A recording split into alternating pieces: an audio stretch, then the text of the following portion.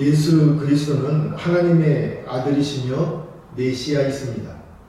그가 육신의 몸을 입고 이 땅에 오신 것은 인류를 죄에서 구원하시고 새 생명을 주어 영생 복락을 누리게 하시기 위해서입니다. 그래서 예수님은 이 땅에 오셔서 인간의 죄를 지고 십자가에 못 박혀 돌아가셨으며 장사 지낸 바 되었다가 3일 만에 부활하셨습니다. 성경은 우리가 그리스도와 함께 십자가에 못 박혀 죽었고 그와 함께 장사 지낸 바 되었다가 우리 또한 함께 새 생명을 얻었다고 말씀하고 계십니다. 이것이 바로 하나님이 우리를 사랑하셔서 이 땅에 오셔서 행하신 구속 사역입니다. 우리 주님께서는 이 구속 사역을 성취하시고 성천하셨습니다. 그런데 예수님께서 성천하시기 전에 이 땅에 남아 있는 제자들에게, 다시 말하면 죄에 대하여는 죽고 하나님에 대하여는 산 자가 된 제자들을 향하여 약속을 하고 계십니다. 그 약속은 바로 성령을 보내시겠다는 약속입니다. 예수님께서 이렇게 성령을 약속하신 것은 구속사역을 완성하시고 성천하시면 주님이 다시 오시는 날까지 주님이 없이 살아가는 제자들에게 세상의 위협으로부터 낙담하고 자잘할 것을 염려하여 성령을 보내시어 함께 하게 하시겠다는 것입니다. 그래서 주님은 사도행전 1장 4절에 아버지께서 약속하신 것을 기다리라고 제자들에게 말하였던 것입니다. 그것은 바로 무엇이냐면 성령이라는 것입니다. 보혜사 곧 아버지께서 내 이름으로 보내실 성령, 그가 너에게 모든 것을 가르치시고 내가 너에게 말한 모든 것을 생각나게 하리라. 예수님이 성천하시고 다시 오시기 전에 성령을 보내어 우리와 함께 하시면서 예수님이 말한 모든 것을 생각나게 하시고 또 모든 것을 가르치시겠다고 약속하셨습니다. 이렇게 우리 예수님이 오시기 전까지 우리에게 반드시 필요한 것이 무엇이냐 하면 바로 성령이라는 것입니다. 이 성령을 기다리는 방법, 이 성령을 받는 방법이 무엇이냐면 바로 우리들의 기도라는 것입니다. 그래서 오늘 본문 11절에서도 구하는 자에게 좋은 것, 이 좋은 것을 누가복음에서는 성령이라고 말합니다. 이 성령을 주시겠다고 말씀하고 계시는 것입니다. 이 좋은 것을 구체적으로 성령이라 이 말입니다. 우리가 잊지 말아야 됩니다. 기도하면서 우리가 받아야 될 것은 무엇이냐면 성령이라는 말씀입니다. 이 세상의 삶이란 늘 불안하고 위험에 처해있는 신자들에게 큰 위로와 은혜의 말씀은 바로 성령을 주시겠다는 것입니다. 다른 것이 아닙니다. 우리가 무엇을 달라고 하면 그것을 응답하여 그 필요한 물질과 우리에게 양식을 주시는 것이 아니라 성령을 주시겠다고 약속하고 계시는 것입니다. 그리고 그 보내실 성령과 함께하는 삶이 바로 기도인 것입니다. 그래서 오늘 본문에 구하라 그리하면 너에게 주실 것이요 찾으라 그리하면 찾아낼 것이요 문을 두드리라 그리하면 너에게 열릴 것이니 구하는 이마다 받을 것이요 찾는 이는 찾아낼 것이요 두드리는 이에게는 열릴 것이니라 라고 말씀하고 계시는 것입니다. 그리고 11절에 뭐라고 말합니까? 하늘에 계신 너희 아버지께서 좋은 것으로 주시지 않겠느냐고 하시면서 성령을 약속하셨습니다. 이것은 주님의 절대적인 약속인 것입니다. 이 말씀을 함께 살펴보면서 우리가 기도가 우리에게 어떤 유익을 주는지 은혜 나누기를 원합니다. 첫째로 기도는 우리의 필요가 무엇인지를 알게 하는 것입니다.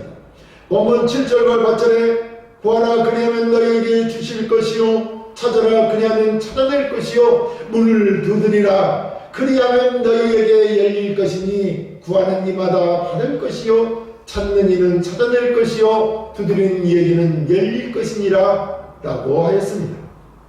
여기 구하라, 찾으라, 문을 두드리라는 말은 모두 기도하라는 말씀입니다. 그 의미를 보면 구하라는 말은 마음에 간절한 소원을 가지라는 것이고, 찾으라는 말은 소원을 채워줄 수 있는 것을 찾으라는 것입니다. 그리고 문을 두드리라는 말은 만나서 문제를 해결하는 것입니다. 그러면 마음에 우리가 간절한 소원을 가지고 어디 가서 찾아야 되겠습니까? 바로 하나님 아버지께로 나아가야 되는 것입니다. 왜냐하면 그가 우리의 소원을 채워줄 것이기 때문이죠. 그리고 그분을 만나서 해결해야 한다는 의미인 것입니다. 그렇다면 먼저 기도는 누가 간절한 소원을 가지고 누구에게 하는 것인지를 우리는 알아야 할 것입니다. 기도하는 우리가 바로 어떤 자이냐 하는 것입니다. 우린 여러분 어떤 자들입니까?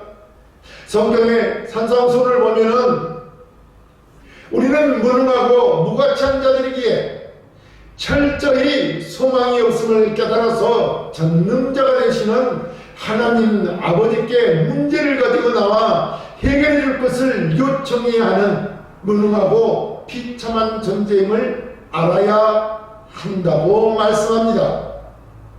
그래서 산상수훈의 시작이 어떻게 됩니까? 심령이 가난한 자는 복이 있나니 저희가 천국이 저희 것이며 라고 말하고 있습니다. 다시 말하면 심령이 가난한 자, 영적으로 가난함을 인식하고 주님의 은혜를 구하는 자가 은혜를 입어서 구원을 얻게 된다는 것입니다. 하나님의 백성이 된다는 것이죠. 하나님 나라를 소유하게 된다는 것입니다. 그래서 자신의 무능, 무가치, 비참함을 깨닫는 자만이 모든 것이 가난하신 주님 앞에 나와 구하고 찾고 문을 두드리게 되는 것입니다. 그런데 구하고 찾고 문을 두드린다는 말은 실상 끈질기게 계속해서 채워질 때까지 구하는 것을 말하는 것입니다. 우리는 사실 기도하기를 늘 중도에 포기하기 때문에 그렇습니다. 여러분 어떻습니까? 처음에는 하나님께 기도할 때 자신의 소원을 나누며 하나님 앞에 자신이 어떻게 신앙할 것인지를 다짐하고 결단합니다. 예를 들어 온전한 주일 성수를 하겠다고 작정을 하지만 시간이 지남에 따라 세상의 여러 사회 환경과 상황을 만나게 되면 금방 하나님과 한 약속을 잊어버리고 세상을 나가버릴 때가 있지 않습니까? 언제나 뜻밖의 일이 발생하여 자신의 계획과 작정은 낭패를 당하게 되는 것입니다. 포기하게 된다는 것입니다. 이것을 우리는 작심삼일이라고 합니다. 주님이 여기서 말씀하시는 것이 바로 이것인 것입니다. 하나님의 준비해놓은 복을 얻으려면 이 복을 계속해서 구해야 한다는 것입니다. 우리가 진정 하나님의 사람이 되고 싶다면 진정 하나님을 알고 그와 동행하며 하나님께서 우리에게 주시려는 한 복을 체험하고 싶다면 날마다 끈질기게 구해야 한다는 것입니다. 우리는 의에 줄이고 목마른 것을 느껴야 합니다. 그래야 그 목마름이 채워질 것입니다. 그렇다고 그것이 영원히 단번에 채워지는 것은 절대 아닙니다. 줄이고 목마른 것이 계속되어야 우리가 계속 하나님 앞에 나와서 간구하게 되는 것이 아니겠습니까? 그래서 바울은 빌립보서 3장 12절에 이렇게 말합니다. 내가 얻었다 함도 아니요 온전히 이루었다 함도 아니라 오직 내가 그리스도 예수께 잡힌 바 된 그것을 잡으려고 쫓아가노라. 바로 이것입니다.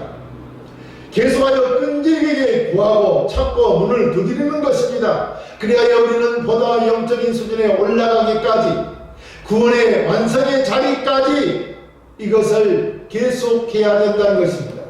기도를 계속해야 한다 이 말입니다. 그것이 바로 믿음의 싸움이요 끝까지 견디는 사람입니다. 그렇기 때문에 항상 기도하고 낭망치 말아야 한다는 것입니다. 두 번째로 기도는 하나님을 우리의 아버지임을 깨닫게 하는 것입니다. 다시 말하면 하나님이 되시며 그 하나님이 또한 우리의 아버지임을 깨닫게 한다는 말씀입니다. 본문 9절 11절에 너희 중에 누가 아들이 떡을 달라는데 돌을 주며 생선을 달라는데 뱀을 줄 사람이 있겠느냐. 너희가 악한 자라도 좋은 것으로 자식에게 줄 줄 알거든 하물며 하늘에 계신 너희 아버지께서 구하는 자에게 좋은 것으로 주시지 않겠느냐 라고 말씀하십니다. 여기 너희 아버지라고 했는데 하나님과 우리 인간과의 관계를 아버지와 아들의 관계라고 말하고 있습니다. 사실 우리는 하나님과 나의 관계, 아버지와 아들의 관계임을 인식해야 하는 것입니다. 성경은 이 땅의 부모와 자식의 관계가 어떠한가를 말하면서 그들이 정상적인 부모라면 자식에게 어떻게 하겠는가를 말하고 있는 것입니다. 이 말씀을 우리는 쉽게 이해할 수 있습니다. 왜냐하면 동물도 관찰해보면 자기 새끼들에게 얼마나 끔찍하게 아끼며 희생적으로 돌보는지를 알기 때문입니다. 그렇다면 땅의 아버지가 이러할진대 우리 하나님 아버지야 얼마나 더 잘하시겠냐는 것입니다. 사실 땅의 아버지는 완벽하지 못합니다. 실수가 있습니다. 그것이 좋은 것인지를 알았는데 나중에 알고 보니 자식에게 해가 되는 것도 있습니다. 그렇기 때문에 우리 인간들은 가훈을 범한다는 것입니다. 하지만 우리 하나님 아버지는 전지전능하시며 절대 가훈을 범하지 않으십니다. 하나님은 자기 아들들이 처음에는 좋아 보여 달라고 해도 나중에 해가 되는 것은 절대 주시지 않는 분이시기 때문에 그렇습니다.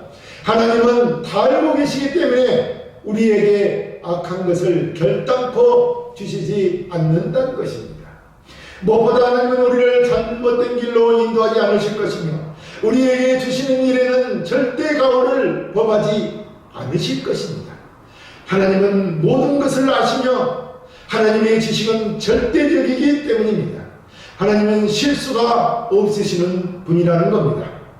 그러니 얼마나 더 잘하시겠느냐는 것입니다. 우리가 신앙생활을 하면서 가장 어리석고 못난 것은 하나님을 아버지로 알지 못하는 것입니다. 지금은 당장 하나님을 아버지로 안다고 하지만 실제 삶 속에서 그렇게 인식하고 생활하고 있는 경우는 드물다는 것입니다. 성경은 분명 우리에게 옛사람은 죽고 새사람이 되었다고 말합니다. 전에는 물론 악하고 죄중의 되었으나 이제는 새 생명, 새 성품을 받아 하나님의 자녀가 되었습니다. 우리 주 예수 그리스도의 십자가로 말미암아 우리 죄와 죄책을 처리하심으로 우리는 새 사람이 되었다는 것입니다.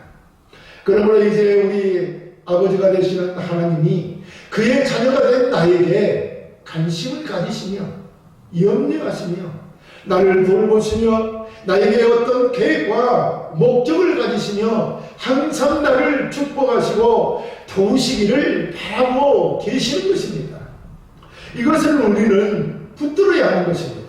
하나님이 나를 사랑하시고 나에게 특별한 계획을 가지시고 끝까지 나를 붙들어 주시고 이루하시고 격려하시며 인도하고 계시다는 것을 알아야 한다는 것입니다. 그리고 그것을 우리가 붙들어야 한다는 것입니다. 왜냐하면 하나님이 나의 아버지시라는 것입니다. 세 번째로 기도는 우리의 성령을 주심으로 이루를 받게 하십니다.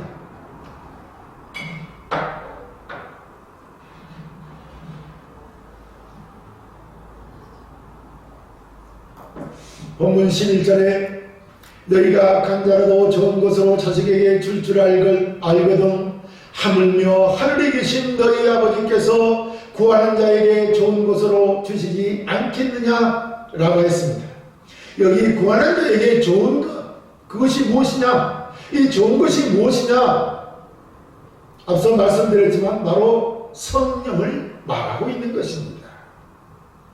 그러니까 하나님이 우리에게 약속하신 것은 무엇이냐면 너희가 구하면 좋은 것, 바로 성령을 주시겠다는 것입니다. 이 성령이 누군지 우리는 알아야 됩니다. 요한복음에서는 성령을 또 다른 보혜사라고 하였습니다. 예수 그리스도가 바로 우리 곁에서 도우셨습니다. 그렇기 때문에 예수 그리스도가 바로 우리의 보혜사였고, 또 다른 보혜사는 곧 성령을 말합니다. 왜냐하면 보혜사란 곁에서 돕기 위해 부름을 받은 자이기 때문에 그렇습니다. 그렇다면 주님께서 끊임없이 기도하는 자에게 좋은 것, 즉 성령을 주시겠다는 것은 우리를 곁에서 돕는 자를 보내셔서 함께 하시겠다는 것이 아닙니까? 일시적으로 함께 하는 것이 아니고 영원토록 함께 하시는 것입니다. 한번 성령이 우리 안에 오시면 그 성령을 우리 안에 내주하시며 우리가 하나님 나라에 당도하여 하나님 나라에 있을 때까지 영원히 우리와 함께 하실 자인 것입니다. 이렇게 우리 곁에서 돕기 위해 보내진 성령은 사실 우리가 무능하고 무가치하며 비참한 존재임을 알고 기도하는 자에게 필요한 것입니다. 그렇다면 우리가 무능하고 비참한 존재임을 깨닫고 전능자 앞에 나와 구할 때 주님께서는 함께할 위로자, 즉 보혜사 성령을 우리에게 붙여주시는 것입니다. 이런 오직 기도로만 가능한 것입니다. 기도하면 성령이 나에게 오시는 것이고 우리가 성령이 충만해지는 삶을 살게 되는 것입니다.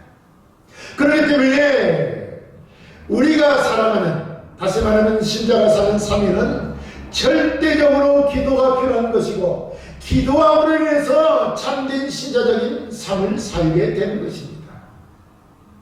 성경에 우리가 삶을 살아가는 데 있어서 난처하고 어렵고 골치 아픈 일들이 많다고 말하고 있습니다. 실제로 우리의 삶이 그렇지 않습니까? 성경에 봐도 그런 인물들은 많이 우리에게 말씀해주고 있습니다. 특히 우리 믿음의 조상이었던 아브라함은 하나님께 소명을 받았을 때 어디로 가야 하는지를 알지 못하고 갔습니다. 여러분, 우리가 어디로 가야 되는지 모를 때, 깜깜한 밤중에 길을 알지 못하고 헤맬 때 얼마나 두렵고 떨립니까? 무슨 일이 있을지 모르지 않습니까? 그런 길을 아브라함이 알지 못하면서도 순종하여 나아갔던 것입니다. 다시 말하면 갈 바를 알지 못함에도 불구하고 두렵지 않았다는 것입니다. 왜 그렇겠습니까? 바로 전능하신 하나님께서 함께 하셨기 때문인 것입니다. 그래서 아브라함은 혼자가 아니었습니다. 하나님은 아브라함을 떠나지도 버리지도 않겠다고 말씀하셨고 그렇게 말씀하신 분이 아브라함과 함께 하셨다는 것입니다. 즉 아브라함의 인생의 동반자가 되셨던 것입니다. 지금 우리에게 누가 계십니까? 성령 하나님께서 우리 인생의 동반자가 되어 주시겠다는 것입니다. 사실 성경은 우리에게 닥쳐오는 모든 난관이나 문제들을 다 해결해 주겠다고 하지 않습니다. 그렇지만 우리 주님은 다 알고 계십니다. 그뿐 아니라 내가 너희와 함께하니 놀라지 말고 두려워 말라고 하십니다. 그러므로 성령이 오셔서 우리 삶에 함께 하시며 동행하시는 것은 그 어떤 것보다 더 큰 위로가 되는 것입니다. 이 큰 위로를 기도함으로써 우리는 얻게 되는 것입니다. 사랑하는 성도 여러분, 오늘 우리는 구하라 그러면 너에게 주실 것이요, 찾으라 그러면 찾을 것이요, 문을 두드리라 그러면 너에게 열릴 것이라고 말씀하셨습니다. 오늘 저희들이 이 말씀을 받은 것입니다. 하나님은 우리가 좋아하는 모든 것을 기도만 하면 다 주신다는 것이 절대 아닙니다. 오히려 우리는 하나님 아버지께 기도함으로써 하나님이 누구시고 아버지가 누구시며 나는 어떤 존재인가를 깨닫게 해주시겠다는 것입니다. 그래서 기도는 하나님과 나와의 관계를 회복하시고 이 세상에 살아가는 날 동안 모든 어려움과 두려움을 능히 이기고 승리하도록 성령께서 함께 하심으로 도우시며 이루어 주시는 것입니다. 그러므로 우리는 하나님이 보시기에 좋은 것, 즉 성령을 주심으로 하나님과 그의 보내신 자 예수 그리스도를 알게 하시고 하나님 나라와 그의 의를 구하게 하심으로 큰 일을 주시며 이 땅에 살아가는 날 동안 늘 함께 하시며 풍성한 은혜를 누리며 살게 해주시는 것입니다. 이런 은혜가 여러분에게 있기를 주의 이름으로 축원합니다.